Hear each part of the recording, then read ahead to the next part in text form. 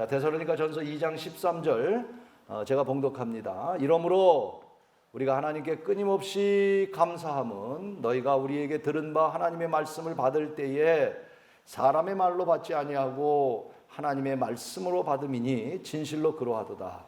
이 말씀이 또한 너희 믿는 자 가운데서 역사하느니라. 형제들아, 너희가 그리스도 예수 안에서 유대에 있는 하나님의 교회들을 본받는 자 되었으니 그들이 유대인들에게 고난을 받은 것 같이 너희도 너희 동족에게 동일한 고난을 받았느니라. 유대인은 주 예수와 선지자들을 죽이고 우리를 쫓아내고 하나님을 기쁘시게 아니하고 모든 사람에게 대적이 되어 우리가 이방인에게 말하여 구원받게 함을 그들이 금하여 자기 죄를 항상 채우며 노하심이 끝까지 그들에게 임하였느니라. 형제들아, 우리가 잠시 너희를 떠난 것은 얼굴이요 마음이 아니니 너희 얼굴 보기를 열정으로 더욱 힘썼노라. 그러므로 나 바울은 한 번, 두 번 너에게 가고자 하였으나 사탄이 우리를 막았도다. 우리의 소망이나 기쁨이나 자랑의 면류관이 무엇이냐? 그가 강림하실 때 우리 주 예수 앞에 너희가 아니냐? 너희는 우리의 영광이요 기쁨이니라. 아멘. 데살로니가 교회를 우리 창립 기념일 때에 제가 데살로니가 교회 같은 교회가 되자라는 말씀을 갖고 여러분에게 말씀을 드리고 도전을 드리고 난 다음에 데살로니가 교회를 제가 보면 볼수록 데살로니가 전후서를 읽으면서 참 매력적인 교회다. 데살로니가 교회가 참 은혜로운 교회고 그런 본이 되는 교회인 것을 보면 볼수록 그 매력을 느낄 수 있는 것 같았습니다. 그래서 멈추지 않고 데살로니가 교회에 대해서 계속 말씀을 오늘 드리는 가운데 바울이 오늘 2장 13절서부터 뭐라고 얘기하냐면 바울은 이런 마음을 갖는 것 같아요. 내가 데살로니가 교회가 나에게 너무 자랑스럽다. 그래서 오늘 제목을 바울의 자랑 데살로니가 교회 이런 제목을 붙여서 자랑스럽다. 글쎄요, 이 자리에 오신 여러분들 가운데 정말 우리 신현교회가 자랑스럽다라고 느낄 수 있는 사람들이 몇 분이나 있을까? 나는 목사로서 이 신현교회가 어디 가서도 정말 자랑스럽다라고 말할 수 있고 우리 성도들이 내가 신현교회 다니는 것이 자랑스럽다. 그것이 어떤 전통이나 어떤 역사나 교회 사이즈나 이런 것이 아니라 자랑스럽다고 하는 말은 무슨 말입니까? 자랑거리가 있어야 자랑스럽다라고 말할 수 있는 거 아니겠어요? 만약에 자랑거리가 없는데 자랑스럽게 여기는 것은 뭔가 허풍을 떨고 앉아 있는 거죠. 그렇지 않아요? 근데 바울은 데살로니가 교회를 보면서 참 자랑스럽다. 오늘 본문에 여러 군데 그런 말씀을 찾아볼 수가 있습니다. 오늘 본문 속에서도 몇 군데가 있고요. 또 데살로니가 후서에도 기록되어 있고요. 곳곳마다 바울이 자랑스럽다고 얘기하고 있어요. 저는 우리 신현교회 성도 여러분, 여러분이 정말 이 교회 다니는 것이 자랑스러울 만한 교회가 될 수 있도록 어디 가서도 그 자부심을 가질 수 있는 교회로 더욱 성장하고 그런 교회로 여러분이 세워가는 여러분이 되기를 주의 이름으로 축원하는 것입니다. 제가 아는 사모님이 계세요. 아주 제주도 출신인데 아주 점잖은 분이시고 말씀도 적은 분인데 그 목사님은 저처럼 좀 성질이 좀 더럽고 좀 강한 분이에요. 근데 교회에 문제가 생겼어요. 목사님이 워낙 강하니까 목사님께는 전화를 못하고 사모님께 전화를 해서 교회에 이런저런 이야기를 하는데 이렇게 좀 상식적으로 얘기하는 게 아니라 전화하자마자 세상 사람도 하지 않는 쌍욕을 하면서 이 어떤 XX 막 욕을 하면서 그때 받은 충격이 이 사모님은 심장병이 걸리고 그리고 그 우울증에 걸렸어요. 전화 벨소리만 울리면 막 심장이 뛰어요. 무슨 말을 들을지 모를까 봐. 여러분 교회 생활이 그 사모님에게는 자랑이 아니라 정말 지옥 같다고 그랬어요. 목회하고 싶지 않다고 그랬어요. 아무리 잘못된 일이 어떤 일이 있었는지 모르지만 세상 사람도 말하지 않는 쌍욕을 하면서 사모님에게 그렇게 전화를 했다는 거예요. 반면에 제 친구 목사님 가운데 한 분은 너무 목회가 행복하대요. 뭐가 이렇게 행복하냐고 그랬더니 행복해서 행복한 게 아니라 자기는 행복한 목회를 위해서 노력을 한다는 거예요. 그래서 하나님 앞에 섰을 때 하나님이 너 목회를 어떻게 했냐? 이렇게 물으시면 자기는 틀림없이 그렇게 대답한대요. 하나님이 너 어떻게 목회했어? 이렇게 물으면 그 목사님은 서슴없이 저에게 그렇게 또 얘기를 하셨어요. 하나님 앞에 이렇게 얘기한대요. 하나님, 성도들하고 신나게 놀다가 왔습니다. 그 논다고 하는 의미는 뭐 놀고 먹고 마신다는 의미가 아니라 성도들과 정말 행복한 목회를 하고 행복하다가 왔습니다. 그러면서 그 목사님은 종종 자기 교회에 대한 이야기를 하는데 무척 자랑스럽게 얘기를 하세요. 우리 교회는 이렇게 행복하다고. 우리 교인들은 이런 교인이 있다고. 우리 교회는 이런, 왜 아픔이 없겠어요? 같은 모임에서 그런 목사님들과 만나 교제하는데 어떤 한 분이 장로교회 목사님인데 그 교회는 정말 그 교회도 오래된 교회예요. 성결교회인데 너무너무 목사님들 가서 오래 견디지 못하는 교회 목사님이에요. 근데 함께 목욕을 하다가 그 목사님이 저에게 물어봤어요. 목사님, 저분들이 저렇게 행복하시다는데 목사님도 행복하세요? 저분이 정말 행복할 건가요? 저에게 물었어요. 제가 뭐라고 대답할까요? 답을 안 가르쳐 드리겠습니다. 그러면서 이렇게 얘기했어요. 저 목사님도 행복하지만 목회가 다 좋은 일만 있는 사람이 어디 있어. 행복 속에 어려움이 있는 거지. 그랬더니 그 목사님이 고개를 끄덕거리면서 그렇죠. 그렇죠. 그렇지만 저는 그 목사님이 목회를 하면서 늘 행복해하는 그런 행복을 찾아 추구하는 그런 모습을 보면서 오늘 바울의 마음을 생각해 보면 바울은 데살로니가 교인들을 생각할 때마다 감격하고 자랑스러운 거. 그래서 그 감사와 자랑 속에서 오늘 13절 초반절에 이렇게 말씀하시죠. 이러므로 우리가 하나님께 끊임없이 감사하면 너희가 우리에게 너희들 때문에 끊임없이 바울은 감사, 감격, 자랑스럽다 그 말. 정말 여러분, 저뿐만 아니라 여러분들도 우리 교회를 자랑할 수 있는 그런 교회가 될 수 있기를 간절히 원합니다. 그런 교회가 자랑할 만한 교회가 돼야죠. 내가 신영교회에 있다는 자부심이 있어야 돼.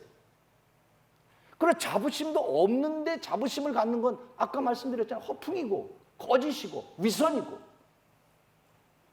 자랑하는 거리가 있어야 되는 거예요. 근데 바울은 틀림없이 데살로니가 교회는 그 자랑거리가 있었다는 거예요. 그 자랑이 무엇일까요? 오늘 우리 자녀들과 함께 나누면서 그 데살로니가의 자랑이 오늘 우리 신영교회 자랑이 될 수 있기를 주의 이름으로 축복합니다. 그 첫 번째 자랑은 이런 자랑이었어요. 13절에 뭐라고 말씀하냐면 바울이 감격하고 자랑스러운 것은 뭐냐면 너희들이 하나님의 말씀을 들을 때에 사람의 말로 듣지 아니하고 하나님의 말씀으로 들은 것에 대해서 내가 감사하다. 바울이 하나님의 말씀을 전하는데 바울이 말씀할 때 그 말씀을 들으면서 그 말을 사람의 말로 듣지 않고 하나님의 말씀으로 듣는 것에 대해서 바울은 너무나 강해. 이 바울은 내 설교를 잘 들어줘서 고맙다는 그런 뜻이 아니에요. 그들의 신앙이 말씀을 들을 때 어떤 태도를 가졌는지 그 태도에 대해서 그 말씀을 하나님의 말씀으로 받아들이는 것에 대해서 가장 첫 번째로 기뻐했던 이유가 거기에 있다고 말씀합니다. 어려운 가운데 핍박 가운데 그래 하나님의 말씀을 들을 때 그 말씀을 사람의 말로 듣지 않고 하나님의 말씀으로 받으니까 13절 하반절에 뭐라고 말씀하냐면 진실로 그러하도다. 이 말씀이 또한 너희 믿는 자 가운데 역사하느니라. 할렐루야. 여러분 믿음의 역사가 나타나려면 말씀이 하나님의 말씀으로 믿어지고 하나님의 말씀으로 그걸 받아들일 때 그 말씀이 믿음의 역사가 돼서 여러분의 삶에 축복이 되는 줄로 믿으시길 바랍니다. 그래서 1장 3절인가 믿음의 역사가 있는 교회라고 말해요. 믿음의 역사는 어떻게 나타나느냐? 하나님의 말씀을 들을 때 그 말씀이 하나님의 말씀이라고 하는 그런 말씀으로 받아들이는 태도를 가질 때 이 말씀 속에는 생명력이 있어서 여러분에게 놀라운 믿음의 역사가 일어나는 자랑거리가 될 줄로 믿습니다. 아나니아 삽비라가 자기 재산을 팔아 사도 앞에 갖다 놨다가 베드로 사도 앞에 갖다 놨다가 성령을 속이는 바람에 한날에 동시에 부부가 죽었어요. 그게 아나니아 삽비라 사건이잖아요. 왜 아나니아 삽비라가 자기 재산을 팔아서 모트로 속일 거를 팔아서 사도 앞에 갖다 놨는가 봤더니 그 앞절에 그 이유를 찾을 수가 있었어요. 그 이유는 뭐냐면 그 당시에 바나바라고 하는 사람이 자기 재산을 팔아서 사도들 앞에 갖다 놓은 거예요. 이것을 본 아나니아 삽비라가 무슨 생각을 했냐면 그런 생각을 한 거죠. 그런 이유 때문에 그런 거예요.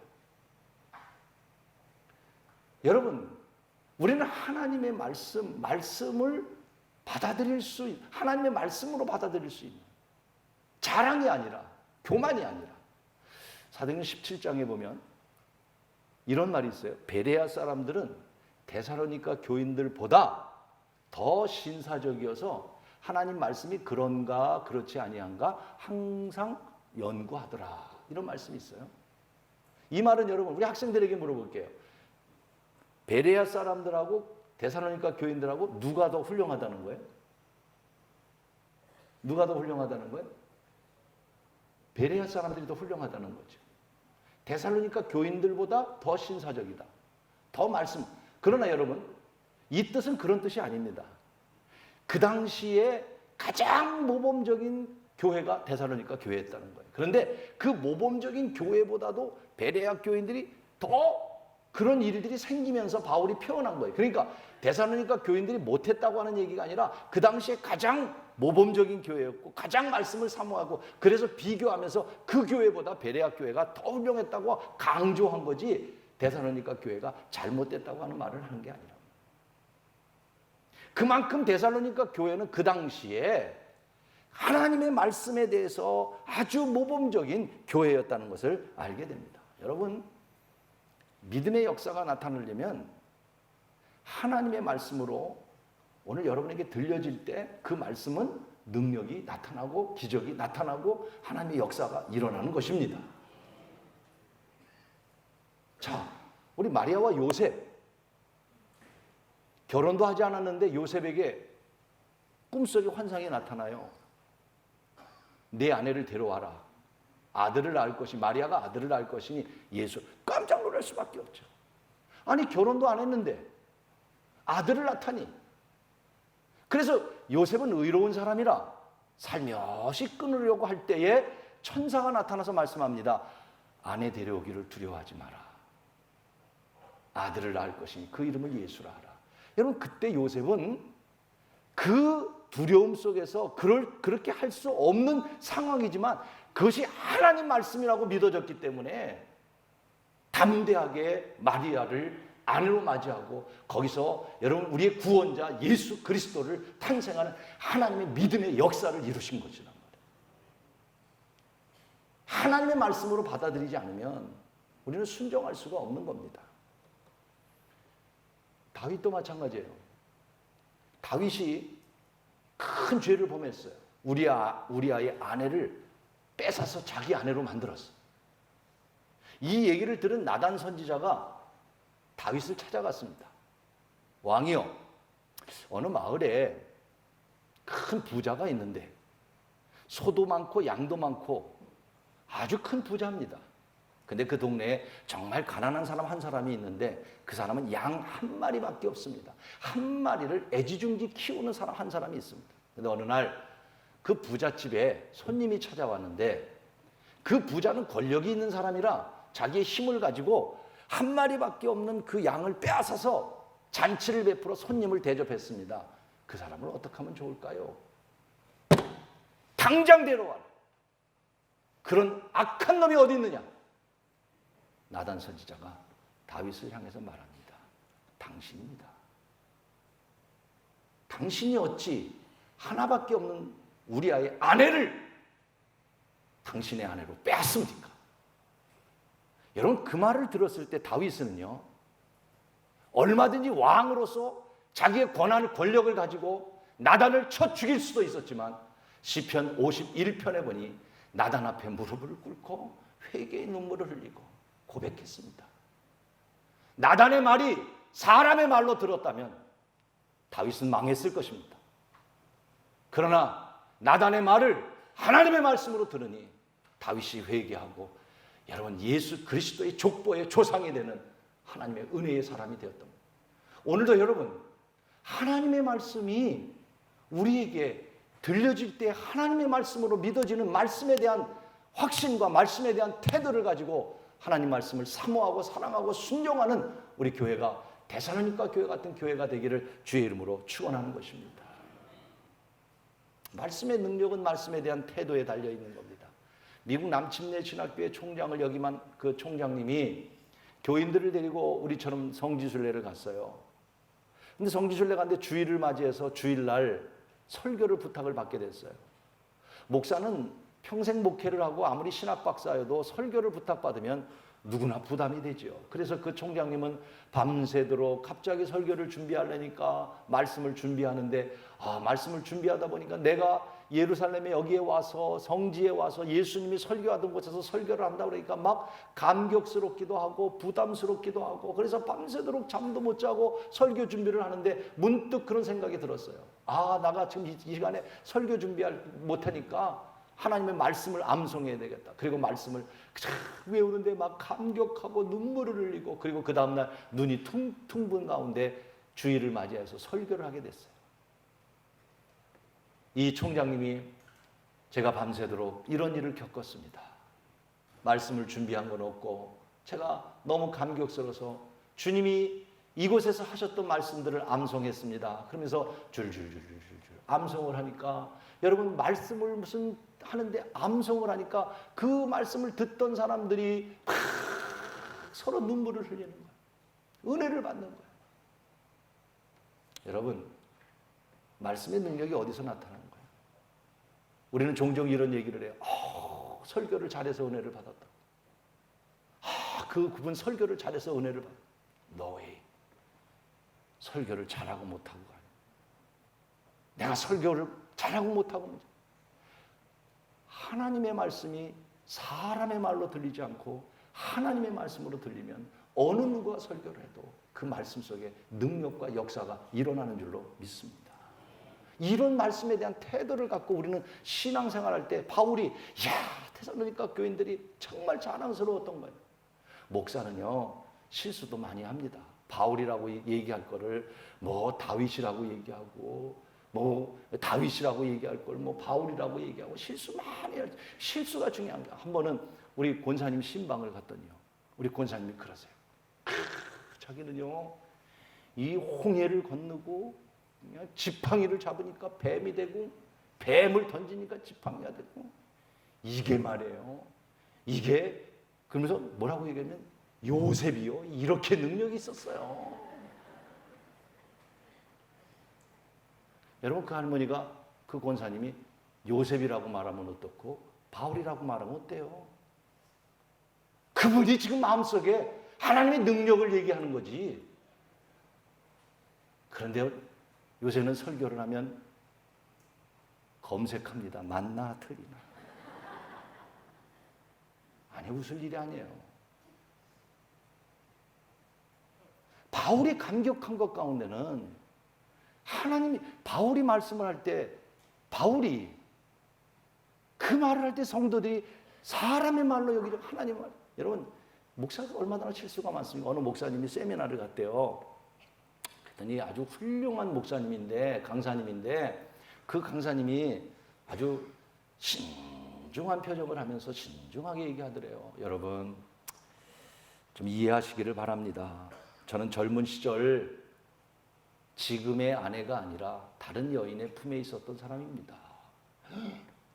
세상에. 아니 강사가 지금 부인이 아닌 다른 여인의 품에 있다고 그러니까 수근수근 되기 시작하는 거예요. 그랬더니 정색을 하더니 그 강사님이 그러더래요. 제가 그 여인을 말씀드리겠습니다. 바로 그 여인은 저희 어머님입니다. 여러분이 웃은 것처럼 까르르 웃었어요. 목사님이 너무 재밌거든요. 그래서 내가 교회 가서 이거 한번 나도 해봐야 되겠다. 예화를 한번 해봐야 되겠다.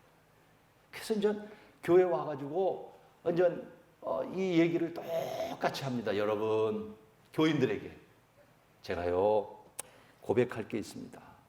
젊은 시절 지금의 오늘 이 사모가 아니라 다른 여인의 품에서 제가 품속에 있었습니다. 교인들이 막 난리가 났어요. 수구수구수구수구. 이제는 그 여인을 제가 말하겠습니다 하는데 세미나에서 뭐라고 그랬는지 기억이 안 나는 거야. 아무리 어머니라는 게 쉬운 건데 그 내용을 잘 모르니까 그럴 때가 있거든요. 제가 갑자기 머리가 그냥 백지가 되면서 기억이 안 나니까 여러분 기억이 안 납니다. 하다 보면요 목사는 바울을 다윗이라고 얘기하고 또 실수할 수도 있고 그럴 수 있어요. 그러나 여러분 하나님의 말씀을 말씀으로 받아들이는 태도가 저는 중요하다는 걸 여러분 말씀드려요. 말씀을 하나님의 말씀으로 받을 때 거기에 믿음의 오늘도 13절에 말씀합니다. 여러분 13절 하반절에 보세요. 하나님의 말씀으로 받으니 진실로 그러하다. 이 말씀이 또한 너희 믿는 자 가운데 뭐 한다고요? 역사. 할렐루야. 역사하는 거. 하나님의 말씀을 듣는 통로는요. 저는 한 세 가지를 생각해 봤어요. 하나님의 말씀을 받아들이는 통로는 첫째, 직접 계십니다. 하나님이 여러분에게 직접 말씀하시는 거예요. 그런 분도 계실 거예요. 그러나 많지 않아요. 많지 않아요. 또 위험해요. 자기 주관적으로 그것이 하나님의 말씀이라고 얘기할 가능성이 있습니다. 그렇기 때문에 직접 계시라고 하는 것은 하나님의 말씀을 듣는 통로긴 하지만 있지만 소수고 거의 없고 여러분 가운데 혹시 하나님의 음성 들은 분 있으세요? 쉽지 않을 겁니다. 우리 청년들에게 이번 수련회 때 제가 물었습니다. 하나님 만난 사람 손 들어보라고. 물론 만났겠지만 만난 것을 표현하려고 하니까 말할 수 있는 사람이 2사람밖에 없었어요.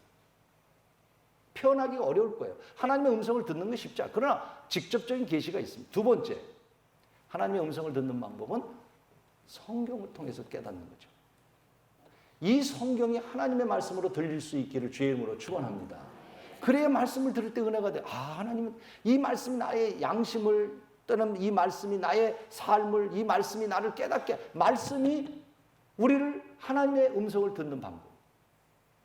세 번째는요. 설교 말씀입니다.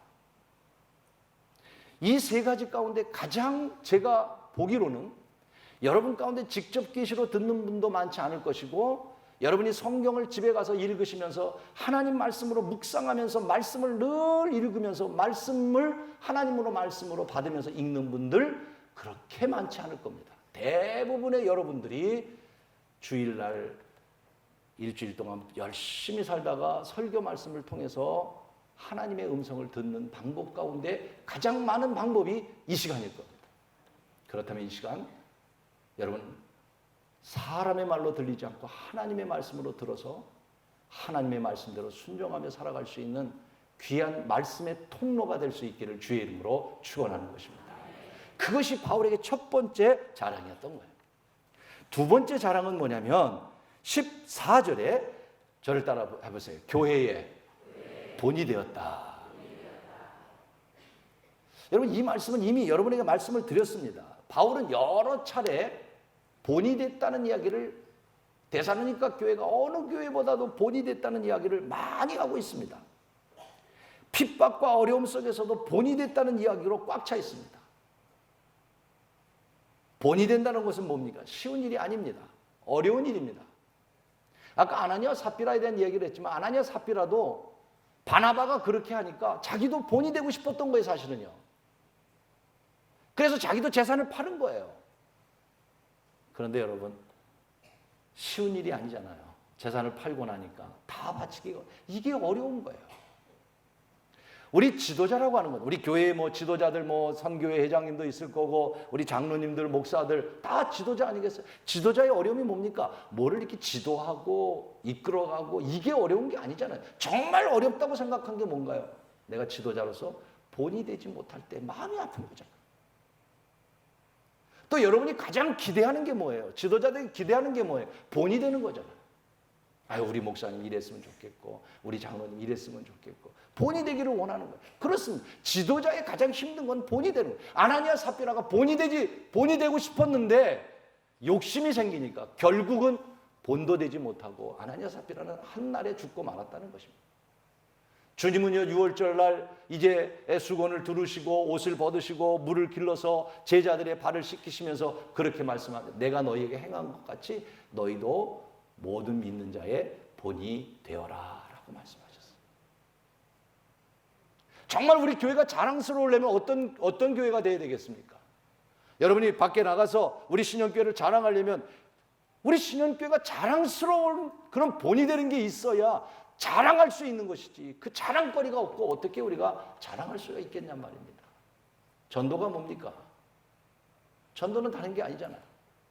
자랑하는 거잖아요. 내가 본이 되는 삶이 될 때 자랑해. 여러분 본이 되지 않으면 전도하지 마세요, 진짜. 믿지 않은 사람이 뭐라고 그러면 너나 잘 믿어라 그럴 거예요.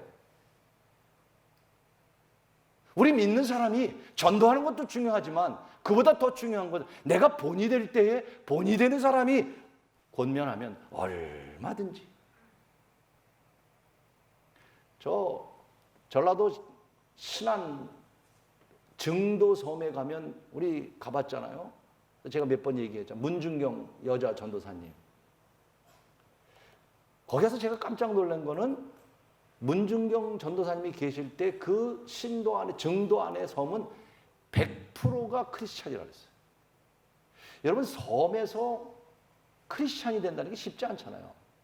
뱃사람들은 여러 가지 우상들을 많이 섬기. 그런데 그 증도 섬은 그 당시에 증도는 지금도 제일 끝입니다. 섬에. 그런데 100%가 크리스찬이라고 했어요. 어떻게 그런 일이 있을 수 있을까? 다른 거 아니죠. 본이 되는 거죠. 오늘 우리 교회가 세상의 자랑거리가 되려면 어떻게 해야 됩니까? 정말 우리 신현교회가 본이 되는 교회가 될 수 있기를 간절히 원하는 것입니다. 요새 이단이 자꾸 이런 얘기를 합니다. 우리 교회에서는, 이단도 교회라고 그러잖아요. 우리 교회에서는 봉사를 많이 해가지고 영국 여왕의 봉사상을 받았고 국무총리의 상을 받았고. 여러분 다 위장입니다. 기독교가 그렇게 못하니까 자기들이 선한 일을 했다고 하는 그런 본이 된다고 얘기하는 거지만 다 거짓된 것이고 그것이 사실이라 할지라도 위장된 거짓이란 말이에요. 하지만 여러분, 우리 교회는 다시 각성하고 우리 신현교회는 여러분이 세상에 나가서 자랑거리가 되려면 우리 스스로가 본이 돼서 믿는 자의 본. 제가 새신자 교육을 하면서 정말 감격받은 적이 한 번 있습니다. 그 새신자에게 제가 물었어요. 어떻게 우리 교회에 오셨어요? 그랬더니 그분이 이렇게 대답하셨습니다. 저는 이런 일이 우리 교회에 많았으면 좋겠습니다. 그분이 이렇게 얘기하셨습니다. 목사님, 어느 분을 얘기하면서 그분 같은 분이라면, 그분이 믿는 하나님, 그분이 다니는 교회라면 그냥 오고 싶어서 왔습니다. 정말 너무 그분이 존경스러웠어요. 어떻게 했길래 믿지 않는 사람이 그분이 믿는 하나님이라면, 그분과 같은 분이라면 내가 교회 가야 되겠다고 자기가 그분 때문에 왔다고 얘기를 했어요. 본이 됐다고 하는 것이죠. 저는 우리 교회가 바울이 데살로니가 교회가 본이 된 것처럼 본이 돼야 되는데 우리 교회 안에 그렇지 않습니까? 어디 나가서 우리가 자부심을 갖고 내가 신현교회 다녀 라고 자부심 있는 교인들이 과연 우리 안에 얼마나 있겠습니까? 여러분, 제가 모르겠어요. 정말 여러분 신현교회 다니는 것이 자랑스럽습니까? 자랑스럽다고 말할 수 있겠습니까? 그렇다면 자랑거리가 있어야죠. 그러면 어떻게 해야 됩니까? 본이 돼야죠. 자랑거리에 본이 있어야죠. 신현교회 교인들은 정말 믿음으로 사는 사람들이야. 그 교인들은 다른 교회와 달라. 신현교회 학생들은 달라. 생각이 달라. 신현교회 아이들 가운데는 정말 정신이 제대로 박히고 인사도 잘하고 훌륭한 아이들이 참 많아. 이런 본이 되는 일이 있을 때 어디 가서 자랑스럽게 내가 신현교회 다닌다고 자랑할 수 있는 것이지. 여러분, 어떤 전통과 역사와 이것만 우리가 자랑거리는 아니잖아요. 정말 자랑거리가 되기를 원한다면 오늘 우리 교회에 다시 한번 세상의 본이 될 수 있는, 또 여러분 우리 스스로가 함께 본이 되는 그런 데살로니가와 같은 본이 될 수 있는 교회가 되기를 진심으로 주님의 이름으로 간절히 원하고 부탁을 드리는 것입니다. 마지막 세 번째로 사도 바울은 데살로니가 교회가 자랑스러운 것은 마지막 19절에 이렇게 말씀합니다. 19절 말씀 같이 한번 읽겠습니다. 19절 시작. 우리의 소망이나 기쁨이나 자랑의 면류관이 무엇이냐? 그가 강림하실 때 우리 주 예수 앞에 너희가 아니냐. 여러분 보십시오. 우리의 소망이나 기쁨이나 자랑의 면류관이, 이 면류관은 뭡니까? 그 당시에 면류관은요, 운동 경기나 어떤 경기에서 최고의 승자가 되면 나무로 만든 월계관과 같은 면류관을 씌워준 거예요. 그것이 최고의 면류관이었어요. 바울은 이 얘기를 하면서 최후의 승자에게 면류관을 씌워주는 것처럼, 내가 주님이 이 땅에 강림하실 때, 주님 앞에 섰을 때 면류관을 받을 수 있는 길은 딱 하나인데, 바로 너희들 때문에, 데살로니가 교인들 너희들 때문에 내가 이 면류관을 받을 것을 생각하니까 너희는 우리의 영광이고 우리의 기쁨이다라고 바울이 고백하고 있는 것입니다. 신앙생활의 목적은 면류관이잖아요. 영광의 면류관이잖아요.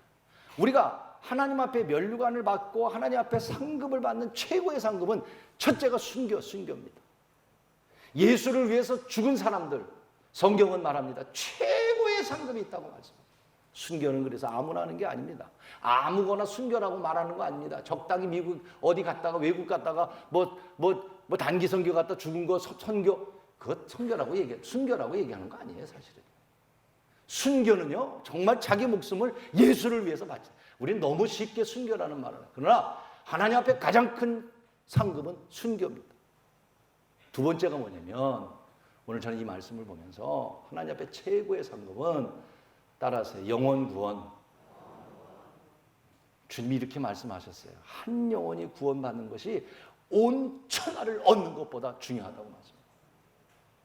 우리가 주님 앞에 섰을 때에, 주님 앞에 우리가 자랑거리가 뭐겠습니까? 주님 앞에 섰을 때 내가 뭘 자랑하겠습니까? 내가 여러분 교회 생활 몇 년 했다는 걸 자랑하겠습니까? 내가 교회에서 이런 직분을 가졌다는 걸 자랑하겠습니까? 내가 교회에서 이렇게 봉사했다는 걸 자랑할 수 있죠. 그러나 정말 자랑은 뭔지 아십니까? 주님, 저기 있는 저 영혼, 제가 구원한 영혼입니다. 여러분, 온 천하보다 귀하게 여기신 하나님께서 한 영혼을 구원하셨을 때, 마치 예수님께서 잃어버린 양 한 마리를 들고 춤추며 노래하며 돌아오는 것처럼, 잃어버린 아들이 돌아왔을 때 잔치를 베풀고 그 아들을 껴안은 것처럼, 영혼 구원이 천국의 상급이다. 영혼 구원이 천국의 상급이다. 바울은 그 기쁨 때문에 데살로니가 교인들을 향하여 나의 소망이요 나의 자랑의 면류관 너희들이다. 사랑하는 여러분, 영혼 구원이 하늘의 상급이라는 사실을 기억하고 하나님 앞에 섰을 때 가장 자랑할 수 있는 것은 여러분의 가족 가운데 죽어가는 영혼들을 하나님께로 인도하고 내 주변에 있는 영혼들을 하나님께로 인도하는 것, 주님의 가장 큰 명령이라는 건 여러분 알고 계시고, 그것이 우리의 가장 큰 소명이라는 것도 알고 있는데 우리가 그 일을 행하지 못하고 있습니다. 저는 오늘 맥주절을 맞이하면서 지난 6개월을 되돌아보면 정말 아픈 분들도 많았습니다. 암 환자들도 많았고요. 또 이번 주에도 죽음을 앞에 두고 다시 구원의 확신을 주고 죽음 앞에 절망 가운데 있는 사람을 세례도 주고, 아직도 그 절망 속에서 허덕이는 분들도 있고, 뜻하지 않는 일로 이번 주에도 2분이 돌아가셨고 지난주에도 3분이 돌아가셨고, 힘들고 어려운 일이 많을 겁니다. 여러분 가운데도 오늘 이 자리에 오신 여러분들도 말을 못해서 그렇지 가정적으로 사업적으로 여러 가지 힘들고 어려울 것입니다. 그러나 오늘 우리 2019년 6개월을 지나면서 다시 한번 여러분 하나님 앞에 감사할 수 있는 귀한 절기가 되기를 간절히 축복합니다. 2달 전에 저는 친구 목사님을 통해서 전화를 받고 또 대화를 나눴어요. 제가 폐암 수술을 하니까 암 걸리면 저한테 전화하더라고요. 목사님 안 걸렸는데 뭐가 좋고 어떻게 하는 게 좋고 어떤 병원에 가는 게 좋고. 그런데 지난주에 저하고 대화했던 2분이 다시 연락이 왔어요. 2분 다 세상을 떠났다고 전화가 왔어요. 저는 살아있다는 것이 얼마나 감사한지 그런 마음을 갖게 되고, 오늘 여러분 우리가 다시 새로운 또 우리 6개월을 시작하면서 하반기를 시작하면서 제가 하나님께 기도하면서 하나님 어떻게 하반기를 시작할까요?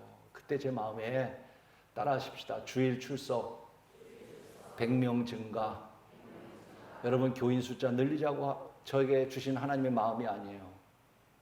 우리 하반기에 여름이 되면 휴가도 있고 또 여름이 되면 여름 성경학교도 있고 우리가 게을러질 수 있고 저 자신도 게을러질 수 있는데 도리어 게을러질 게 아니라 우리가 주일 출석 100명 증가를 위해서 노력하다 보면 더 열심을 갖게 될 것이고 열정을 갖게 될 것이고 우리 교인들도 그 열정을 갖기를 원하는 마음을 함께 공유하고 함께 기도하시고 우리 주일 출석 100명을 향해서 달려가는 우리 하반기가 될 수 있기를 주님의 이름으로 간절히 부탁을 드리는 것입니다.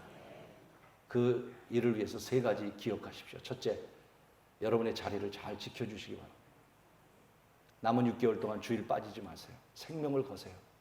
어떤 일이 있어도 100명 증가를 위해서뿐만 아니라 내 자리를 내가 지키리라. 내가 주의를 지키리라.